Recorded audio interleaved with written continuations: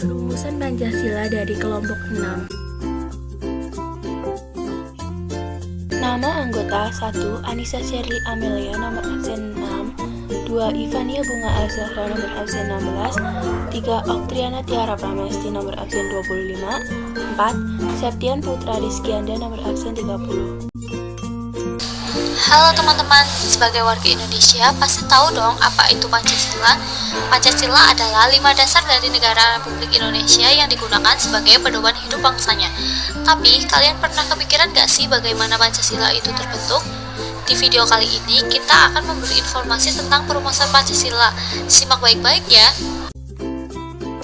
Perumusan Pancasila dilakukan dalam sidang pertama BPU PKI pada tanggal 29 Mei sampai 1 Juni 1945. Sidang ini memang bertujuan untuk membahas tentang dasar dari negara Republik Indonesia. Pada sidang tersebut, terdapat 3 tokoh yang mengemukakan pendapat mereka. Pertama, Muhammad Yamin pada tanggal 29 Mei 1945. Kedua, Profesor Suepomo pada tanggal 31 Mei 1945. Yang terakhir, Insinyur Soekarno pada tanggal 1 Juni 1945.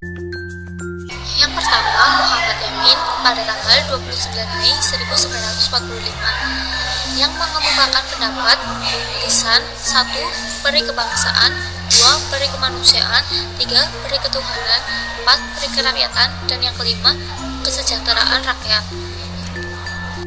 Muhammad Yamin juga mengemukakan pendapat secara tertulis, yaitu yang pertama, ketuhanan yang Maha Esa, 2. Kebangsaan persatuan Indonesia, 3. Rasa kemanusiaan yang adil dan beradab, 4. Kerakyatan yang dipimpin oleh hikmat kebijaksanaan dalam permusyawaratan perwakilan, 5. Keadilan sosial bagi seluruh rakyat Indonesia.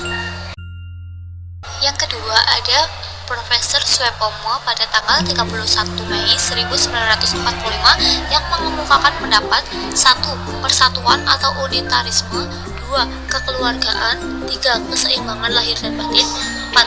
Musyawarah, dan kelima, keadilan rakyat.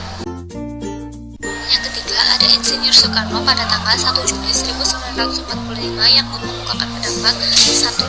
Kebangsaan Indonesia, 2. Internasional atau peri kemanusiaan, 3. Mufakat atau demokrasi, 4. Kesejahteraan sosial, dan yang kelima, ketuhanan yang Maha Esa. Dalam perumusan dasar negara dibuat sebuah panitia kecil yang berjumlah 9 orang dan diberi nama Panitia 9. Panitia ini bertugas untuk merumuskan dasar negara, memberi dan menampung masukan tentang dasar negara, serta menyusun rancangan naskah dari dasar negara. Anggota Panitia 9, 1. Insinyur Soekarno sebagai ketua, 2. Dr. Andes Muhammad Hatta sebagai wakil ketua, 3. Mr. Alexander Andries Marami sebagai anggota, 3. Abikusno Cokro Sucoso sebagai anggota, 5. Abdul Kahar Musakir sebagai anggota, 6. Haji Agus Salim sebagai anggota, 7. Mr. Ahmad Subarjo sebagai anggota, 8. Kiai Haji Abdul Wahid Hasyim sebagai anggota, 9. Mr. Muhammad Yamin sebagai anggota. Setelah melakukan perundingan yang cukup lama, akhirnya lahir Piagam Jakarta pada tanggal 22 Juni 1945 yang di dalamnya tercantum dasar-dasar negara Indonesia yang berbunyi 1.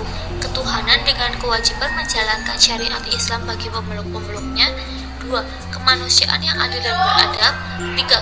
Persatuan Indonesia, 4. Kerakyatan yang dipimpin oleh hikmat kebijaksanaan dalam permusyawaratan perwakilan, 5. Keadilan sosial bagi seluruh rakyat Indonesia. Namun, dasar negara tersebut masih belum sepenuhnya jadi. Alasannya ada pada sila ke-1 yang berbunyi ketuhanan dengan kewajiban menjalankan syariat Islam bagi pemeluk-pemeluknya. Sila ini diprotes karena hanya terfokus kepada warga muslim saja. Mengingat kita semua warga Indonesia beragama Islam, akhirnya sila ini diganti dengan ketuhanan yang Maha Esa. Akhirnya, pada tanggal 18 Agustus 1945, Dasar Negara Indonesia disahkan oleh PPKI dan diberi nama Pancasila. Pancasila berarti 5 dan sila berarti prinsip atau asas. Pancasila juga tercantum dalam pembukaan Undang-Undang Dasar 1945. Berikut adalah bunyi Pancasila dalam Undang-Undang Dasar 1945. 1. Ketuhanan yang Maha Esa, 2. Kemanusiaan yang adil dan beradab, 3. Persatuan Indonesia, 4. Kerakyatan yang dipimpin oleh hikmat kebijaksanaan dalam permusyawaratan, 5. Keadilan keadilan sosial bagi seluruh rakyat Indonesia. Nah, itu tadi materi tentang perumusan Pancasila. Ternyata membuat 5 dasar negara perlu waktu dan perjuangan yang hebat ya. Maka dari itu, untuk menghormati jasa para perumus Pancasila, kita harus bisa menjadikan Pancasila sebagai pedoman hidup baik dalam bermasyarakat maupun bernegara. Sekian dulu video dari kami. Terima kasih telah menonton.